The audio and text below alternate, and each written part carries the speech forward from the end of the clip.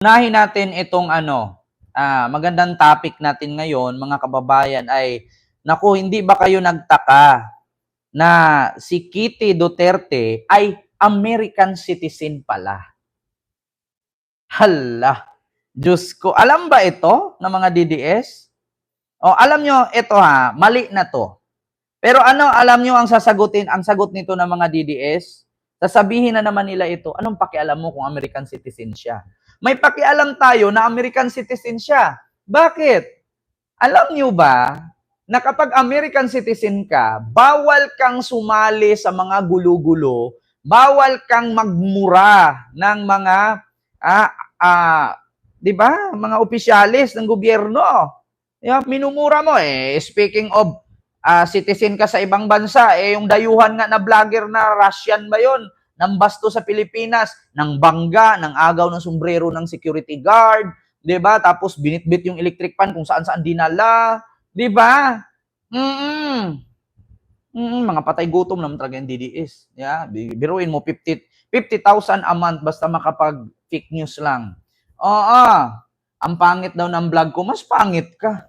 'Di ba, Pilipi, kapangit ang pangalan mo, luma. Oo, 'di ba, expired na, kumbaga antique. So ito na mga kababayan, ito po ang totoong evidence. Hawak po ni Kitty Duterte ngayon ang American passport. Kung nakita nyo, si Kitty Duterte po ay magkasama sila dalawa ng kanyang kapatid or stepsister na si Sara Duterte sa The Hague, Netherlands. Kung mapansin nyo po, yung passport na hawak ni Kitty is a US passport. Mga kababayan, US passport po yan. Alam nyo ba na may batas dyan na bawal ang ginagawa niya? Di ba? Alam nyo ba na bawal ang ginagawa ni Kitty Duterte? Ito tatalakayin natin. Sabi ni Ma'am Marieta Gonzales, kung American citizen si Miao, dapat i-deport na yan. Nako, hindi ko pinanood si Puknot Sir Kent. DDS kasi siya. Wala pa problema, Ma'am Remy Arapeles. Oo, DDS siya or whatsoever. Oo, kasi karapatan naman natin bawat Pilipino kung sinong susuportahan natin. Tayo naman, hindi naman ako against kung DDS ang mga kaibigan ko as long as paglaban nila yung tama, hindi fake news. Kasi tayo dito, hindi tayo nagpi-fake news Sabi ko nga, kailan kaya makauwi si Digong para maggilit na ako? Kasi kakalawangin na yung panggilit ko Di ba? Kailan kaya siya uuwi? Kasi yung mga DDS sabi, saan na daw ako? Ba't hindi pa ako nagilit? Pawiin nyo muna. Kasi yung panggilit ko, kinakalawang na Di ba? Kakalawangin na to. Diyos ko, maamaga, mahamugan, matalsikan ng tubig, na magagamit ko pa to panghiwa dito pag may mga gulay-gulay, ulam-ulam. Di ba? Kakalawangin na. Di ba? So ito po mga kababayan, sa mga hindi po nakakaalam, no? Ay si Kitty Duterte daw ay US citizen? Bakit ang passport niya is American passport? Nako! Felipe Tablingon, di ba nagkita tayo dito sa Laguna, may picture ka pa sa akin? Paano tayo magkikita dyan sa Lagunang animal ka? Hindi mo na ako mapapadpad ng Laguna, kalayo-layo ng hayop ka. So ito na mga kababayan. Ito, Veronica Kitty Duterte is an American citizen? Nako! Nako, Veronica Kitty Duterte is an American citizen? Hala. Mismo sabi noong 2017 na siya ay American citizen.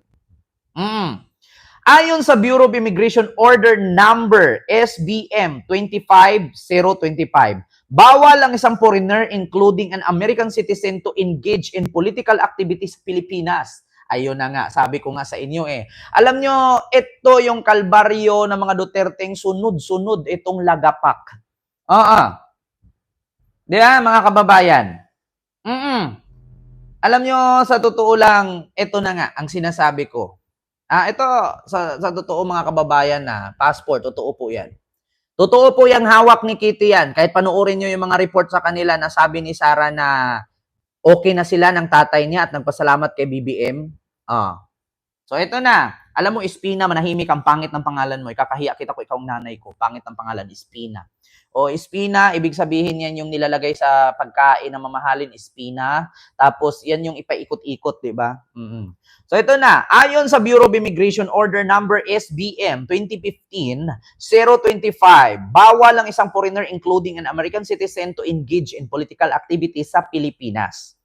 SBM 25025 prohibits foreign from joining, supporting, contributing, or involving themselves in whatever manner in any rally, assembly, or gathering. Those found guilty of committing acts of violation will be deported. After deportation, such foreigners will be blacklisted, which forbids them to re-enter the Philippines. Nako! May possibility na si Kitty Duterte ay ma-blacklisted sa Pilipinas at mapadeport sa Amerika. Nako! Eto na, mga kababayan. Ito po ay na-share po ito ng ating kaibigang si Nino Barsaga. Napanood ko lang sa kanyang post. Nako, ito na. Sabihin niyo naman sa akin ito, fake news. Sasabihin na naman ito ng mga bobo, tanga-tangang inutil na DDS fake news. Ito na naman ang sabihin nilang fake news. Fake news, sampal ko sa pagmumukha niyo mga hayop kayo. Ayan o, hawak ni Miyaw o hawak ni Kuting. Hawak ni Kuting. Passport, US. Passport. US passport yan. Punyemas. O, di ba? Nakalagay dito, prohibits foreigner, SBM 2015-025. Prohibits foreigner from joining, supporting, contributing, or involving themselves in whatever manner in any rally, assembly, or gatherings. Those found guilty of committing acts of violation will be deported. After deportation, such foreigners will be blacklisted, which forbids them to re-enter the Philippines. Si Kitty Duterte pwedeng makilahok sa mga political activities sa Pilipinas kung siya'y dual citizen o American-Filipino. Ang tanong, nag-apply ba si Kitty Duterte ng dual citizenship? Yeah? Hustay, pareho kay apelyido ni Inday, Lustay, nag-apply ba ng dual citizenship si Kitty? Pwede siyang makilahok kung dual citizenship siya. Ang tanong, ito, ma-influensya, ma-influensya yung passport niya, di ba? Ang tanong ngayon, may possibility na dual citizen si Kitty. Yung anak ko sa US pinanganak, pero since Filipino ako, he was entitled also have Filipino citizenship. Sabi ni Ma'am Jean Rodriguez. Kaya pala liberated siya, babae kasi American citizenship. Yeah. So ito na, nakalagay dito. Mahihirapang maging politiko, mahihirapang maging politiko. Duterte reveals Kitty an American citizen. Yeah. So it looks like President Rodrigo Duterte, youngest child, Veronica or Kitty, will have citizenship hurdles to overcome if ever she want to follow in his footsteps and become a politiko. So mahihirapan nga po talaga si Kitty. In a speech before the Filipino community in Myanmar Sunday, Duterte revealed that Kitty is an American citizen noong March 19. So ito nakalagay. Palace foreigners. Si Harry Roque yan Palace. Foreigners cannot engage in political activity. Malacanang on Thursday, April 19, si Harry Roque dito nagsalita. Stressed that foreigners are prohibited by law to engage in any political activity in the country. Naku mga kababayan. Paano yan? Hala. Oo, di ba?